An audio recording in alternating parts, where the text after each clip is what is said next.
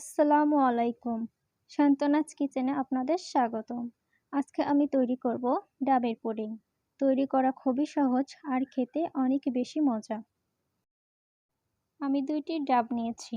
এমন ডাব নিতে হবে যেন ভেতরে নারকেল থাকে। এবার একটি নাইফ দিয়ে আমি মুখ কেটে নিচ্ছি। এবার পানি বের করে নিতে হবে। ডাবের পানিটা আমি চালনি দিয়ে ছেঁকে নিচ্ছি। এভাবে করে আমি ২টো ডাবের পানি নিয়ে নেব।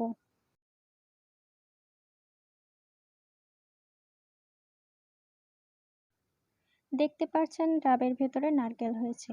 এবার একটা চামচ দিয়ে আমি নারকেলটি তুলে নিচ্ছি। তুলে নিয়ে এবার একটি নাইফ দিয়ে চিকন চিকন করে স্লাইস করে নিচ্ছি। দেখতে পাচ্ছেন এভাবে আমি স্লাইস করে নিয়েছি চিকন চিকন করে। একটি পাত্রে ডাবের সবটুকু পানি নিয়ে নিচ্ছি। এবার দিয়ে দিচ্ছি ২ চা চামচ চিনি। যেহেতু ডাবের পানি অনেক মিষ্টি তাই অল্প পরিমাণই দিচ্ছি। এবার দিচ্ছি ১ চা চামচ আগার আগার পাউডার। এবার সবগুলো উপকরণ ভালো করে মিশিয়ে নিতে হবে। এবার চুলায় বসিয়ে দিলাম রান্না করার জন্য। ততক্ষণ পর্যন্ত রান্না করতে হবে যতক্ষণ পর্যন্ত না বলক আসবে। সর্বোচ্চ ৭ থেকে ৮ মিনিট সময় লাগবে বলক আসতে। এবার মিশ্রণটি আমরা নামিয়ে নিব। এখন পানিটা একটি পাত্রে নিয়ে নিচ্ছি।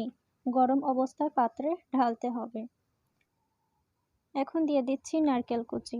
আপনার পছন্দ মতো আপনি নারকেল কম বেশি করে দিতে পারেন।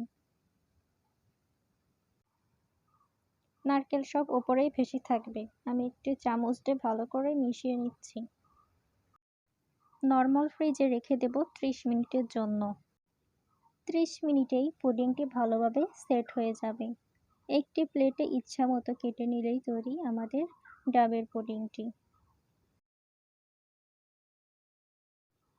গরমে নরমাল ফ্রিজে রেখেই ঠান্ডা করে খেতে পারেন মজাদার এই ডাবের পুডিংটি।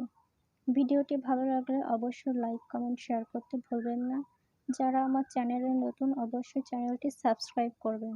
ভালো থাকবেন সবাই। আল্লাহ হাফেজ।